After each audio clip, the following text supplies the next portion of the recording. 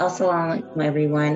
My name is Najla. Currently, my background, I'm currently a behavior aid assistant. I work at several school districts here in Sacramento, California. And I first started this journey back in actually in 2020. Yeah, in 2020. And during that time, I was trying to find something that I was able and capable of doing it and knowing a little bit of actually part of this journey. To make a long story short, I really got tied up with some other things. Apparently, some family stuff got in the way with this. But while I was being educated and researching and looking at it, I know there's a feel and need of this is what we need in our UMA. We sometimes get behind on our health and how our mental state is. And during the process of the 2 years that I wasn't in class, a lot of things has been happening. And to make that long story short, it's very an honor and privilege to be in something like this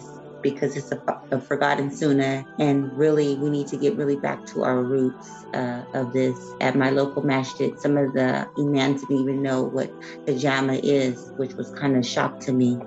And where I'm located, there's only one certified hijama practitioner. So, inshallah, I think Allah has brought me back to here to also be amongst the people to awaken up at this beautiful journey and get certified and help others, as that's something that I tend to do in my ummah. And I'm happy to be a part of this journey.